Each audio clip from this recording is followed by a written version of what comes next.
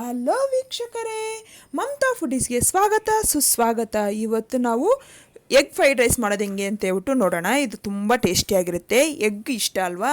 Egg fried rice ಮಾಡಿದ್ರೆ ಇನ್ನೂ ಇಷ್ಟ, ಟೇಸ್ಟ್ ಎರಡೂ ಇರುತ್ತಲ್ವಾ.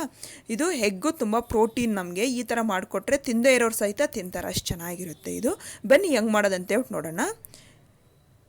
ಇದು ಬೇಕಾಗಿರೋ ಸಾಮಗ್ರಿಗಳು.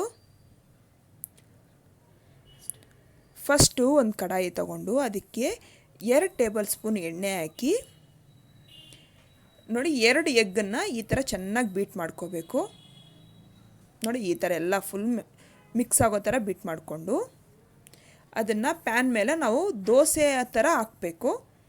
ಹಾಕ್ಬಿಟ್ಟು ಅದನ್ನೇನು ನಾವು ಕಲಸೋದೇನು ಬೇಡ, ನಾವು ಅದನ್ನು ಸುಮ್ಮನೆ ಹಂಗೆ ದೋಸೆ ಥರ ಎಲ್ಲ ಗ್ಯಾಪ್ ಇಲ್ದಿರ ಫಿಲ್ ಮಾಡ್ಕೋಬೇಕು.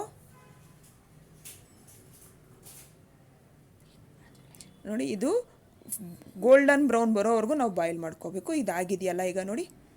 ಈಗ ಇದನ್ನು ದೊಡ್ಡದಾಗಿ ಪೀಸ್ಗಳು ಮಾಡಬೇಕು. ತುಂಬ ಚಿಕ್ಕದಾಗೇನು ಮಾಡೋದು ಬೇಡ, ದೊಡ್ಡದಾಗೇ ಇರಲಿ. ಅದು ಎಗ್ ಹಂಗಂಗೆ ಸಿಗಲಿ ನಮಗೆ, ಅದು ತುಂಬ ಟೇಸ್ಟಿಯಾಗಿ ಬರುತ್ತೆ ಆವಾಗ.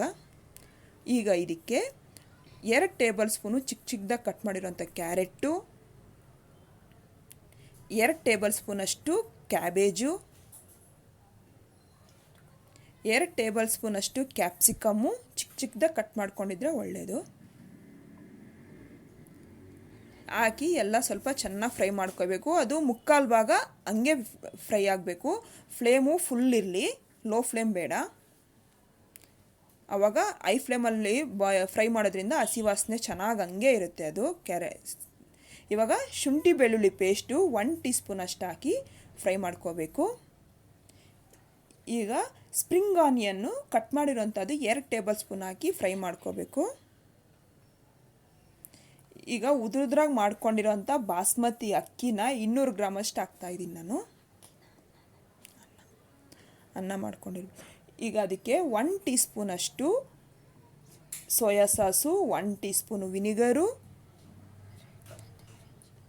Red chilli sauce 1 tea spoon, green chilli sauce 1 tea spoon, ಅದಕ್ಕೆ ರುಚಿಗೆ ಬೇಕಾಗಿರೋ salt, pepper powder 1 tea spoon ಅಷ್ಟು ಹಾಕಿದ್ದೀನಿ ನಾನು. ಸಾಲ್ಟ್ ಮಾತ್ರ ನೋಡ್ಕೊಂಡು ಹಾಕಿ ಎಲ್ಲ ಚೆನ್ನಾಗಿ ಮಿಕ್ಸ್ ಮಾಡಿಕೊಂಡು 1-2 ನಿಮಿಷ ಫ್ರೈ ಮಾಡಿ. ಈಗ ಅಷ್ಟೇ ಆಗಿದೆ. ನಾನು ಸರ್ವಿಂಗ್ ಪ್ಲೇಟ್ಗೆ ಸರ್ವ್ ಮಾಡ್ತಾಯಿದ್ದೀನಿ. ನಂಗೆ ತುಂಬ ಚೆನ್ನಾಗಿ ಬಂದಿದೆ. ನೀವು ಟ್ರೈ ಮಾಡಿ, ಚೆನ್ನಾಗಿ ಬರುತ್ತೆ. ಇಷ್ಟ ಆದರೆ ಲೈಕ್ ಮಾಡಿ, ಶೇರ್ ಮಾಡಿ, ನನ್ನ ಚಾನಲ್ಗೆ ಸಬ್ಸ್ಕ್ರೈಬ್ ಮಾಡೋದು ಮಾತ್ರ ಮರಿಬೇಡಿ.